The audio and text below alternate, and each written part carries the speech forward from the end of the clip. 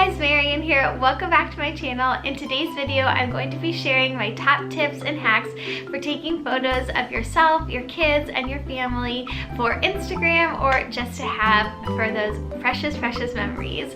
So I want to share with you guys some of the tools that I use, some of the apps that I use, and what equipment, as well as some of my best advice on how to set up your shot, when to take your pictures, etc., so you can capture those memories. Even if you're not an influencer and you're not taking photos for social media, I know everyone loves capturing those memories and saving them for years and years to come. So I wanted to share some of my top tips and tricks because you don't need to invest a lot of money or a lot of time in learning photography. You just need a few basic, simple tips and tricks to take beautiful pictures. Okay, so let's jump in. If you're new here, welcome. My name is Marian. I make videos about being a mom and being a Jewish mom, and I would love if you subscribe to my channel to see more. Give this one a big thumbs up if you like it. And speaking of photos of me and my family, don't forget to follow me on Instagram if you want to see more. Okay, so let's first talk about equipment. Do you need a fancy camera to take amazing pictures? No, definitely not.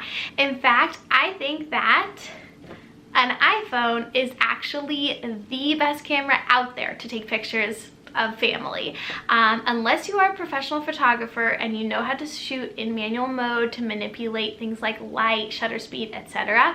Unless you really understand that, I don't think any camera on the market, I've said it, I do not think there is any camera out there that is better than an iPhone, especially an iPhone 11. I also think the Google Pixel phone is outstanding. I don't personally own one, so I can't talk too much about it, but I do own the iPhone 11 and it is amazing. I think it is better than any digital camera for the amateur mom, dad, family photographer. So if you are thinking about buying a camera, unless you're like a YouTuber or a professional photographer, I would say use that money for an iPhone instead. So if you're going to take pictures of yourself or your family and you want to be in the photos, you're going to need two things. One is a tripod to put the camera on. And the second is some sort of remote. You can either use an Apple Watch if you're going to use the iPhone and you have an Apple Watch, or you can use one of these little remotes. I'm also going to link for you guys all the equipment that I'm talking about. It is all the very most entry-level, lowest price point equipment. I might also put some higher end options just in case you're curious or if you're a YouTuber, for example. But I have used all these entry point level equipments for I think about 2 years. I only just recently upgraded a few things because I use my stuff obviously all the time and it's just wearing and tearing, but these are all excellent quality items. So the first one I want to recommend is the Amazon tripod. I believe it's about $20 and it's pretty sturdy and hefty. It's not one you could like strap on your back and walk around with you, but it gets the job done for in your home or outside your home. And all you have to do is get one of these, which is a cell phone mount for the camera, and it just snaps in. I'm actually using the piece right now that snaps, but anyways, it snaps in like this.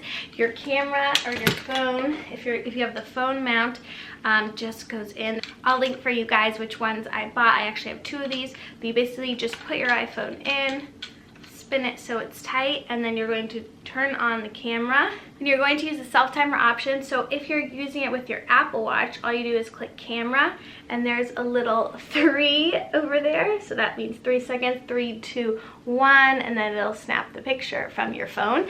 So if you have it in selfie mode hooked up to a tripod, you use this to do 3, 2, 1, smile at your phone, and it takes the picture. So the next thing I recommend is one of these tripods. This is called a Gorilla tripod, and if you're going to be out and about, like outdoors, hiking, that sort of thing, and you want to be able to take pictures with your family, you don't want to be carrying this giant thing around. So using one of these tripods is great, and this can hook onto anything, a fence post, a tree, etc. You just wrap it around and then you use your same technique of your phone with either an Apple Watch or just a little remote. By the way, this remote I think was $6, $5, like super cheap. It does the exact same thing as the Apple Watch in terms of getting your camera to click when you want it to. You can also just click right away instead of using the 3, 2, 1 self-timer mode. So any of these options are fantastic. So now that you know what equipment you need to take photos, I wanted to share some advice about taking family photos with little ones. So you definitely do not need a non-family member behind the camera taking pictures and making funny noises or jumping up and yelling at your kids to look at the camera. I actually have found for my family that in fact that is very harmful for taking good photos. So all you need to do is have everyone in a positive mindset, and the first way you can achieve that is by being in a positive mindset yourself. So we sort of love to take photos at the very beginning of the day when kids are generally in a good mood, and we make it a really happy, exciting, and fun experience just by being in really positive moods ourselves, because kids feed off that energy. So we always pick them up, take them to the camera, and be like, oh my goodness, we're gonna take a picture, it's gonna be so fun. Obviously this doesn't work for every child and everything, but I do find that the more positive your attitude is about it, the better, and also the more calm that you are. Having that overexcited energy, jumping up and down and being silly can work, but it also helps to just be calm and be like, okay, let's just smile for a minute. Like, do you see mommy's phone? Can you smile at that picture, etc. So just having it more of a fun game and a little bit of an interactive experience together really helps. Also, if you're in a good mood, your pictures are going to come out better because your smiles are going to be genuine, so that always works. We also never ask our kids to smile at the camera. I have found that with most kids, you will not get a smile when you ask them to smile. What you can do is say funny things to them that you know make them laugh. Any kind of potty humor I found with my kids always works, but just saying funny things is really helpful. Also, you want to make sure that you're smiling. So even if your kid is doing something silly or looking the wrong way, if you're smiling at the camera nicely, often the pictures look great. I also love looking at my kids for photos. I think that gives a really nice effect. So if you look at them and they look at you, or they look at the camera, those turn out great as well. If you're trying to make this perfectly composed shot where everybody looks and smiles at the same time, that is very hard to achieve, and it also doesn't look as natural or as fun. If you're looking at your kids smiling and they're laughing because you just made them laugh, that's a beautiful picture to have. So my next advice for shooting with kids is to clear the background.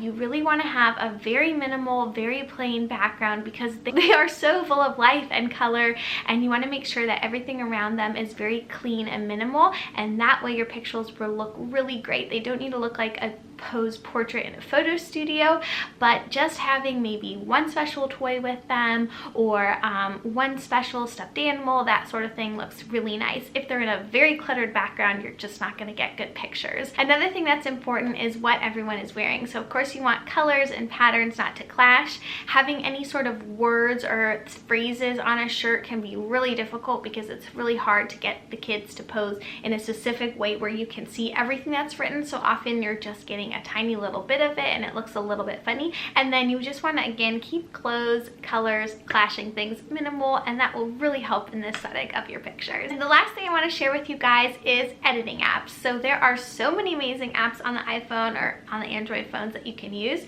My favorite one to use is LightRoom, which I'm going to pull up for you guys right now. It's probably my most used photo app. So this is the LightRoom app. Hopefully this will focus for you guys. And when you want to import a picture, you just go to that little picture symbol at the bottom. Your whole camera roll will pull up, and all you have to do is scroll through, select the photo you want. I'm going to choose this one of my dog. And there are a ton of different options that you can use to adjust the light, the color, put different effects, etc.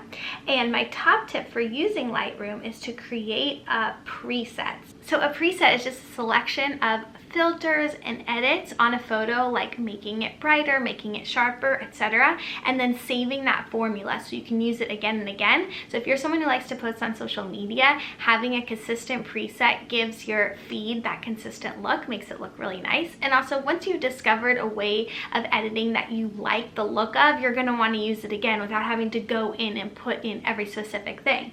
So I have 4 presets saved. They're all fairly similar, but all I have to do every time I import a photo is just select a preset. It does exactly what I want to it. It usually brightens it and sharpens it. That's the main thing I'm looking for. And I turn down the warm tone, so I make it a little bit cooler, a little bit more blue color hued, and that's it. So I just tap that one button and I'm done, and then I save it and export the photo back to my camera roll to upload. But I really recommend, even if you're not an Instagrammer, to create a preset that you like and figure out what sort of look you like for photos, and then you can just just use it again and again. You can also buy presets. There are tons of Instagram influencers that sell them. They run between $25 to like $250. They can be very expensive, and I've tested a few of them out, and I honestly like my own presets better. So if you just want to buy a preset, that's totally fine. Most of them work with Lightroom, but you can just create your own. Another app I want to mention, just because I get asked about it all the time, is Kira, and it adds the sparkle effect. So you can move the amount of sparkle up and down. I'll put some before and afters up on my screen so you guys can see what it is. But especially around the holidays and all the lights and things, Kira is really cool. Another app I love for editing is PicTapGo. This one's a bit easier than Lightroom in the sense that there's less functions to use and there's more presets that you can sort of just scroll through. I used to use PicTapGo to edit all my photos before I switched to Lightroom, and you can use it through the Photos app in your phone once you've downloaded it. So when you click that top 3 button thing for more options, you just click PicTapGo and it'll open up, and it has all these preset filters, and you can so for example, lights on makes your photo really brighter. You can tone that brightness down or up using the slider at the bottom, so it's a lot more preloaded for you. But I will say Lightroom is totally easy and you can figure it out. And the last app I want to mention is Unfold. This is great for making Instagram stories. So I'll show you one I just did. This was my older son's first birthday photos. I was talking about how my younger son's first birthday is coming up, and I wanted to do an Instagram story just putting all of them together. So there's a bunch of grids within Unfold that you can select, add your pictures into, and then download. So if you are doing a lot of Instagram stories and you don't want to have each one be a single own picture, you can use that app. So that is it. Those are my top tips for taking photos of your family for Instagram, or just to have on your own to save for the future. I hope you guys liked this video. If you did, make sure to give it a big thumbs up. Don't forget to subscribe to my channel to see more. Follow me on Instagram, and I'll see you in the next one. Bye!